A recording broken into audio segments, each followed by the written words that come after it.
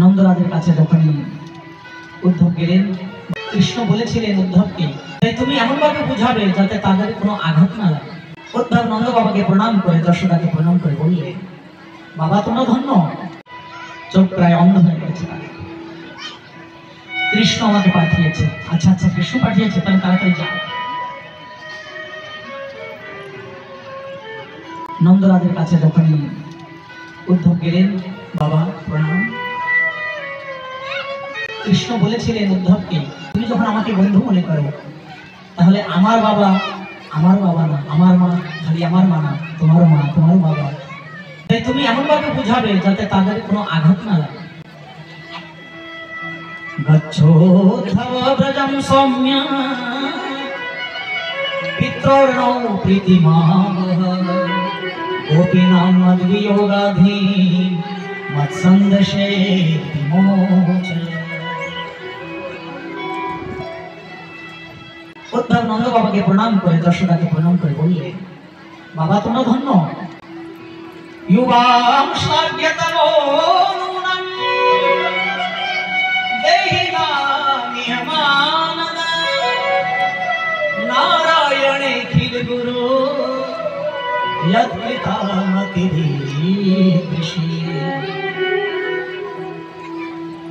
অখিল গুরু নারায়ণ, তাকে তোমরা পুত্র রূপে পেয়েছো, তোমরা ধন্য। উদ্ধবকে বললেন, না না না উদ্ধব, কি করছো তুমি? আমাদের প্রশংসা করছো? আমি তো শুনেছিলাম তুমি মহান জ্ঞানী। দৃষ্টিনাম প্রবর্তন্তে কৃষ্ণস্য দয়িতঃ সখা শিষ্য বৃহস্পতি সাক্ষাৎ উদ্ধব বুদ্ধি সত্তমা। তুমি কি বুদ্ধি সত্তম? তুমি এতটুকু শেখো না কোন ব্যক্তির সঙ্গে কেমন ব্যবহার করতে হয়।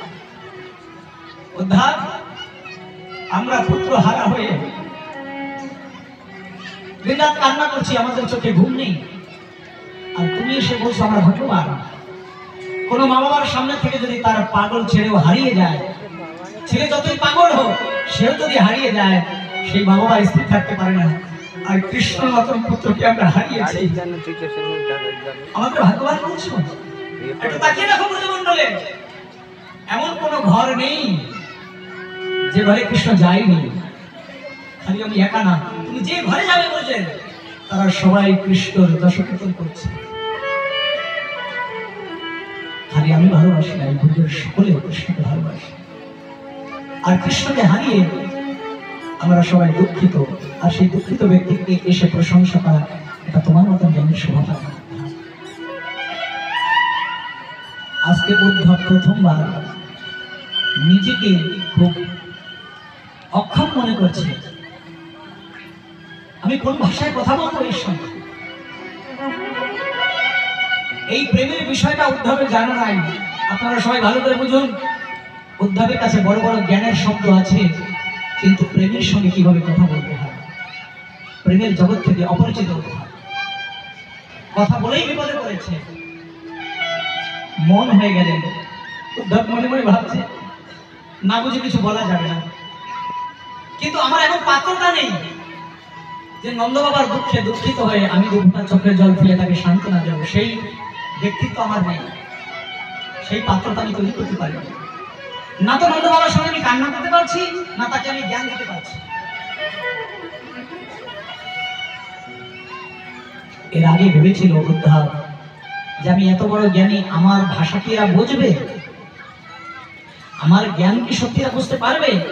কিন্তু এখন উদ্ধব মনে মনে ভাবছে ভগবান যে কর্মের জন্য আমাকে পাঠিয়েছে আমি তো সেই কর্মের যোগ্য না। আমি যদি প্রেমী হতাম তাহলে প্রেমের মর্ম বুঝতাম, প্রেমের সঙ্গে কি করে কথা বলতে সেটা আমি বুঝতে পারতাম। উদ্ধব বললেন, বাবা তুমি আমাকে ক্ষমা করে দাও। কৃষ্ণ বলেছিল যে আমার বাবার সঙ্গে যে এমন কথা বলবে যাতে আমার বাবা একটু শান্তি পায়।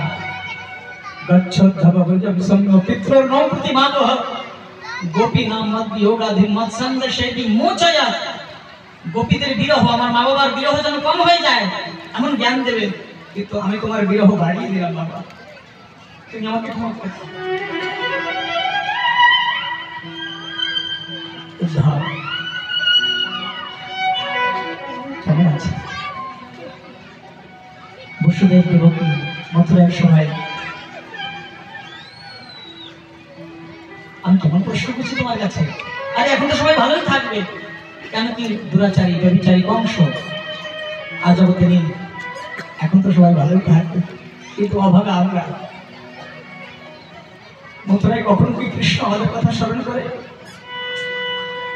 আপনি স্মরতে না কৃষ্ণ মাতরম সুহৃদম সখী গোপাল ব্রজম চাপনাথম গাবো বৃন্দাবনম। উদ্ধব, তুমি ব্রজমণ্ডলের সকলকে যদি সান্ত্বনা দিতে চাও, তোমার সত্যতার একা সান্ত্বনা পাবে না। একটিবার শ্যামল সুন্দরকে একটু নিয়ে এসো আমাদের চোখের সামনে। মরার আগে একটিবার ওকে চোখ ভরে যদি দেখে নিতে পারি, তাহলে ভালোভাবে মরতে পারবো। অপ্যায়াসতি গোবিন্দ স্বজনা সখীদেশুতম, অপ্যায়াসতি গোবিন্দ স্বজনা সখীদেশুতম, তর্হি দৃক্ষাম তদ্বাক্যম, তর্হি দৃক্ষাম তদ্বাক্যম, সুনসং সুস্মিতেষণম, সুনসং সুস্মিতেষণম। আমি তো পুরুষ, আমি স্থির থাকতে পারছি না। যশোদার অবস্থা কি দেখো, রাত্রে ঘুমাতে পারে না, বলে কি কানু আমাকে ডাকছে, দেখো মা মা বলে আমার কানু আমাকে ডাকছে। উদ্ধব মনে মনে ভাবছে, ওদিকে মথুরায় তো কানু এমন করে কখনো কখনো পাগলামি, রাত্রেবেলা বলে ওই দেখো আমার মা আমাকে ডাকছে, কানু কানু কানু। ওদিকে কানু ঘুমাতে পারছে না, মা ঘুমাতে পারছে না। উদ্ধব একটু তাকিয়ে দেখো মা যশোদার অবস্থা। সবসময় বলে তুই আয় তুই আয়, ফিরে আয় ফিরে আয়,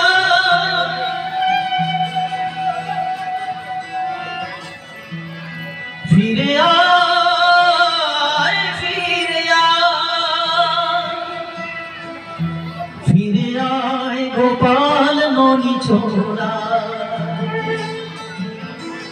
যশোদা মা খুঁজে খুঁজে সারা, লুকালি কোথায় লুকালি কোথায়, ওরে ও নয়নমণি, ঘরে ফিরে আয় ঘরে ফিরে আয়, ঘরে ফিরে আয় ঘরে ফিরে আয়, ফিরে আয় ফিরে আয়, ফিরে আয় ফিরে আয়, ফিরে আয় গোপাল মনি ছোড়া, যশোদা মা খুঁজে খুঁজে সারা, লুকালি কোথায় লুকালি কোথায়, ওরে ও নয়নমণি, ঘরে ফিরে আয় ঘরে ফিরে আয়, সাগরে ফিরে আয় ঘরে ফিরে আয়।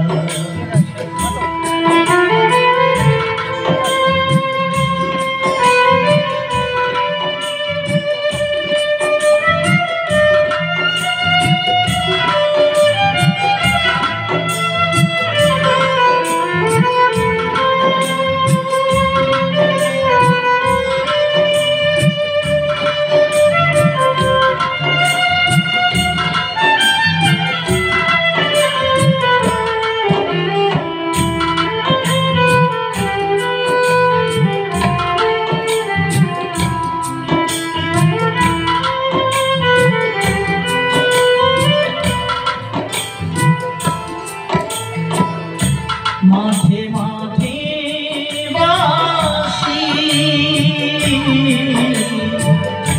বাজে না তো আর বাজে না কানু বিনে যশোদা সকলি আধার সকলি আধার মাঠে মাঠে বাঁশি বাজে না তো বাজে না কানু বিনে যশোদা সকলি আধার সকলি আধার ক্ষমা কর অপরাধ ঘরে ফিরে আয় ফিরে আয় ফিরে আয় ফিরে আয় ফিরে আয় ফিরে আয় গোপালনি ছোড়া যশোদা খুঁজে খুঁজে সারা লুকালি কোথায় লুকালি কোথায় ওরে কোনয়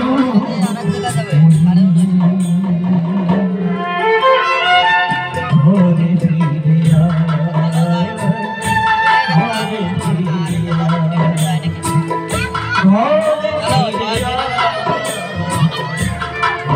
ফিরে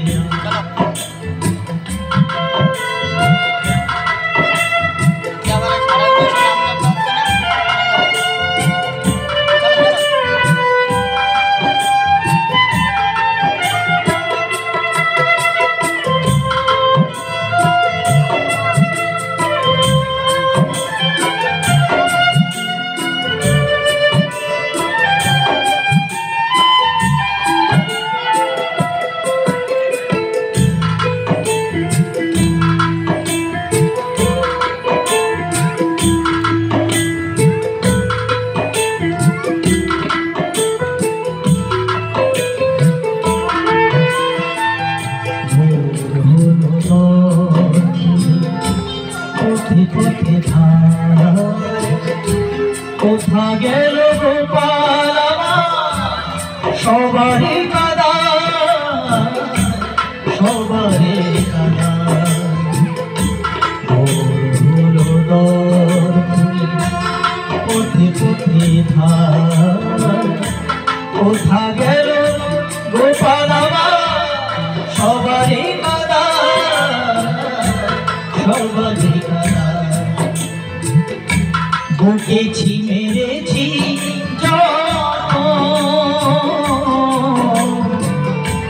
ভালো যে বেসেছি কত বুকেছি মেরেছি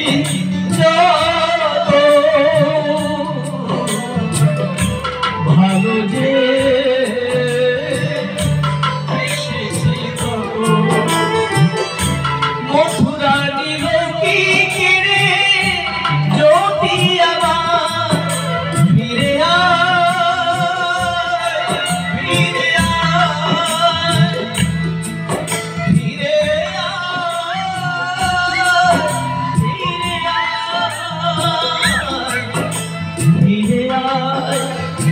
গোপাল নদী ছোড়া যশোদা খুঁজে খুঁজে সারা লুকালি কোথায় লুকালি কোথায় ওরে মনি ঘরে ফিরে ঘরে ফিরে ঘরে ফিরে ফিরে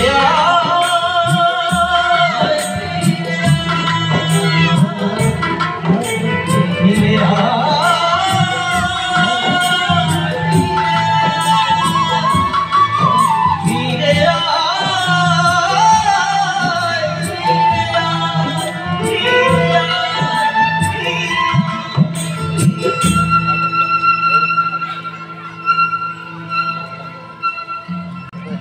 মায়ের এই অবস্থা দেখে উদ্ধার দিয়ে চরণে সাষ্টাঙ্গ প্রণাম করে বলেছে, মা আমি তোমাকে অজ্ঞানী মনে করেছিলাম, আমার দ্বারা ভক্ত অপরাধ হয়ে গেছে, আমাকে ক্ষমা করো।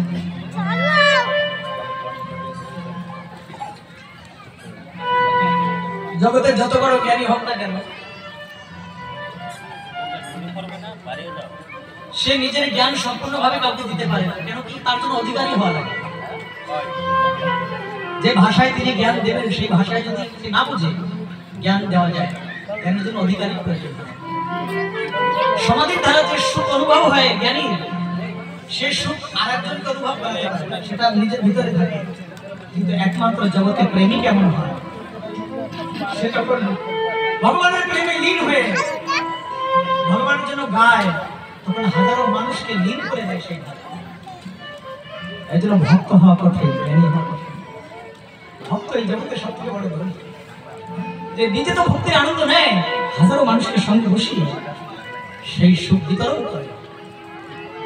এই জন্য উদ্ধব এটা বুঝতে পারলেন, তাই বললেন, আমি তোমাদের চরণের দাস, তোমাদের চরণের ধুলি আমি বন্দনা করি। এই জন্য কেউ কোনোদিন ভক্তকে সামান্য মনে করবে না। তারা সামান্য থাকে, সরল সোজা থাকে, ছোট বালকের মতন তারা থাকে, সরল সোজা। এগুলো তাদের কখনো ছোট মনে করবে না। যে সরল সে ছোট না। আমরা সরলকে বোকা মনে করি। আজকে উদ্ধব বুঝতে পারবে,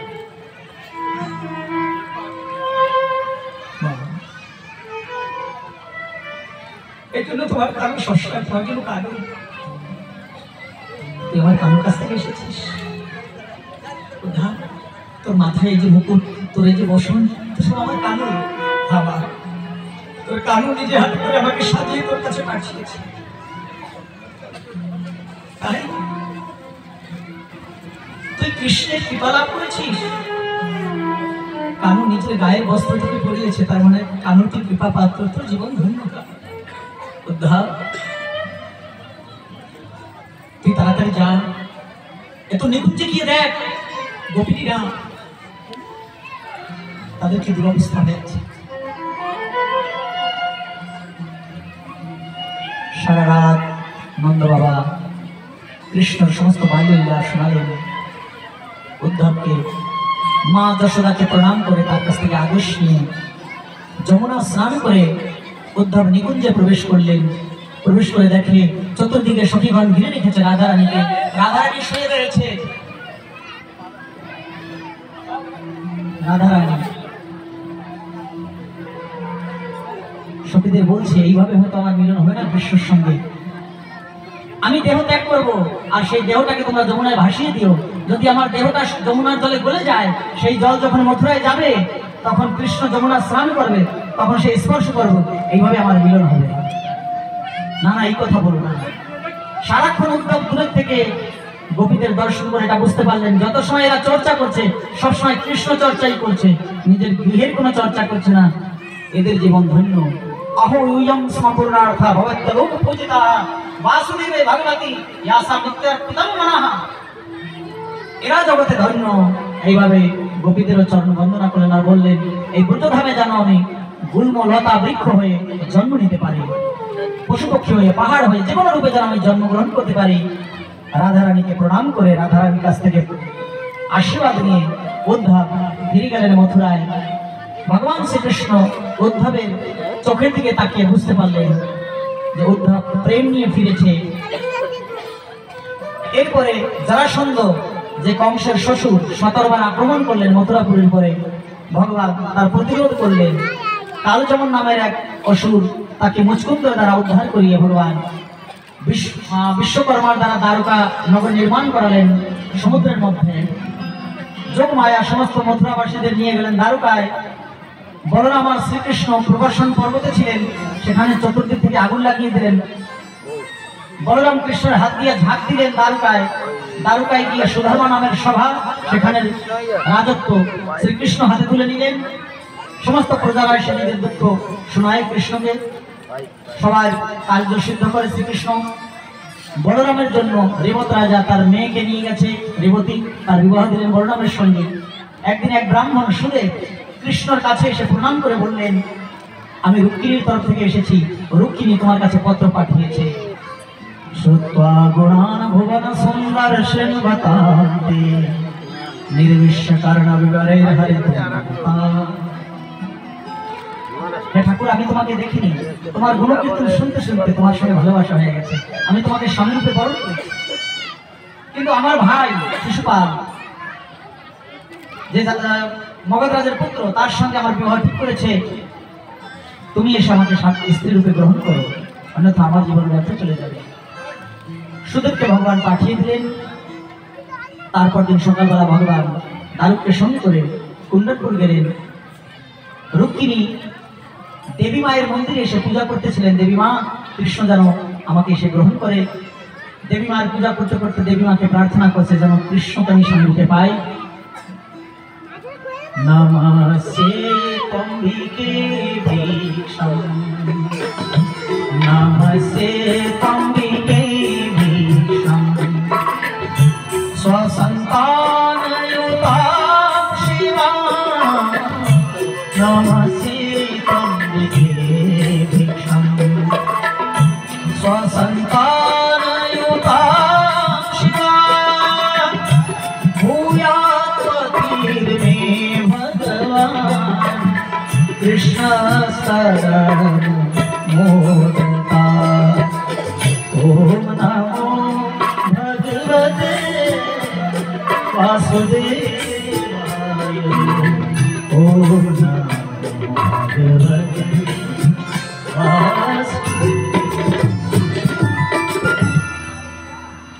রুক্মিণীর ভাই রুক্মী অনেক সৈন্য পাঠিয়ে দিলেন, যাও রুক্মিণীকে রক্ষা করো, চতুর্দিক থেকে ঘিরে রাখো। কৃষ্ণ যদি এসে রুক্মিণীকে হরণ করার চেষ্টা করে তাকে শাস্তি দেবে, তাকে বন্দী বানিয়ে রাখবে। ভগবান শ্রীকৃষ্ণ একটু পরেই রথ নিয়ে সেই মন্দিরের কাছে উপস্থিত হলেন। সমস্ত সৈনিক তারা কৃষ্ণর রূপ দেখে মুগ্ধ হয়ে গেল।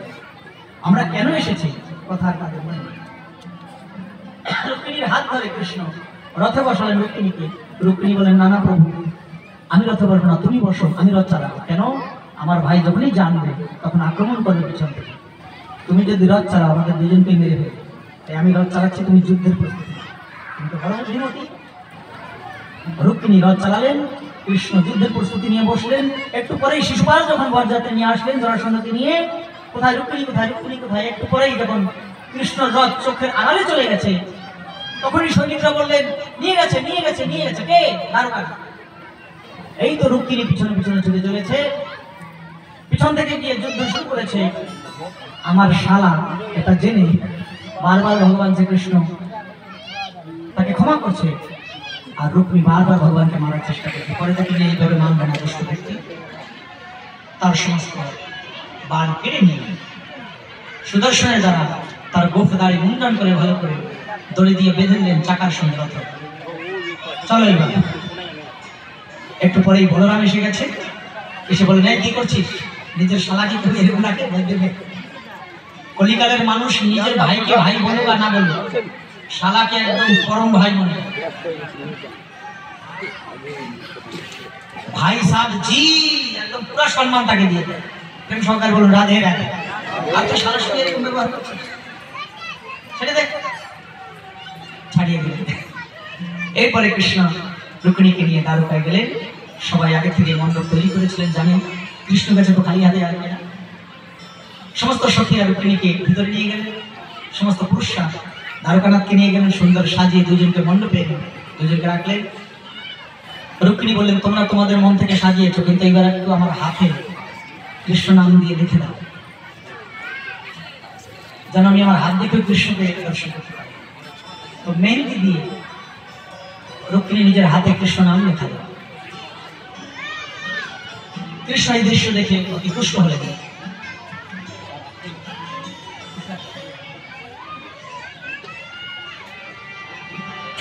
আমাদের রুক্মিণী দ্বারকানাথ এসে গেছে। যেমন দ্বারকায় রুক্মিণীর সখীদের কাছে রুক্মিণী বলছে, দ্বারকানাথকে দেখে বলছে, আমার সখীগণ দেখো কত সুন্দর করে সাজিয়েছে, তুমি আমাকে মন থেকে মেনে নিও স্ত্রী রূপে। কেন কি আমি তোমাকে বলপূর্বক ডেকেছি, তুমি আমাকে গ্রহণ করেছো, কিন্তু মন থেকে তুমি আমাকে স্ত্রী মেনে নিও। मोहे अपनी ही, ओ मोहे अपनी ही दुल्हन बना ले, शाम तेरी दीवानी हुई मैं, ओ मोहे अपनी ही दुल्हन बना ले, शाम तेरी दीवानी हुई मैं, ओ मोहे अपनी ही दुल्हन बना ले, शाम तेरी दीवानी हुई मैं, अपनी दुल्हन बना ले, शाम तेरी दीवानी हुई मैं, ओ दीवानी मैं दीवानी, ओ दीवानी मैं दीवानी, ओ दीवानी दीवानी दीवानी मैं दीवानी दीवानी दीवानी, ओ मोहे अपनी जय हो मोहे अपनी ही दुल्हन बना ले, शाम तेरी दीवानी, मोहे अपनी ही दुल्हन बना ले, शाम तेरी दीवानी।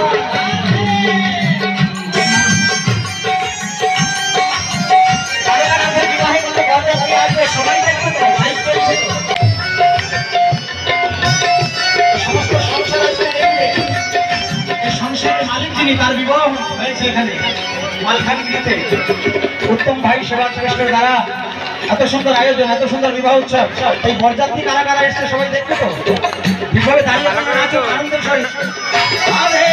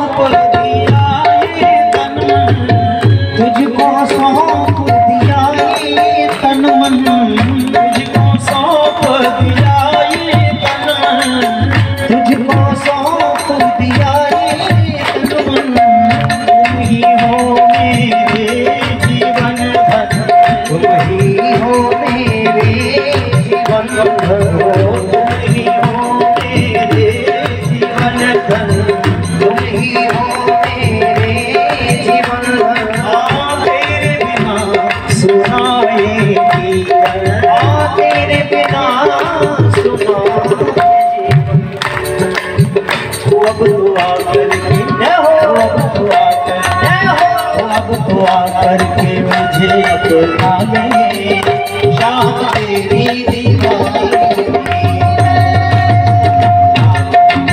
मुझे अपना ले, शाम तेरी दीवानी मुझे अपनी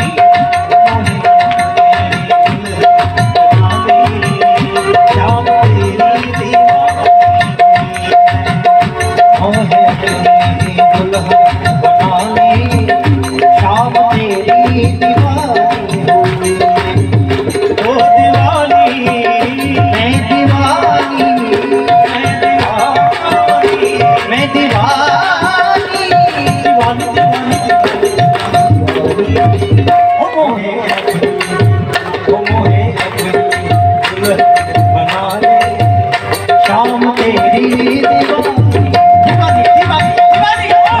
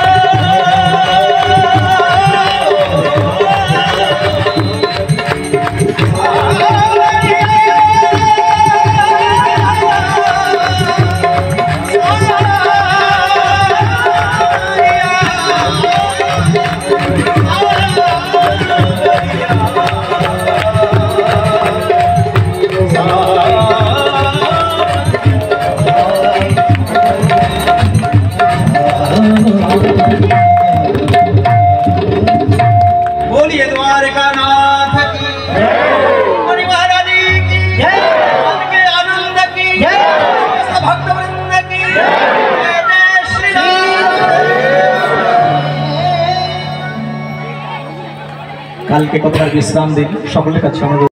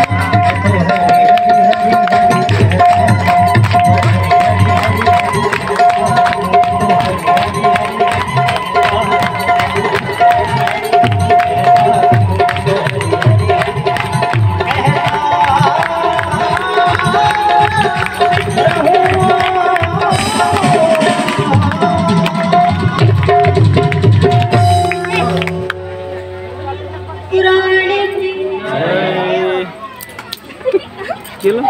ওর সাউন্ড বন্ধ হয়ে গেছে।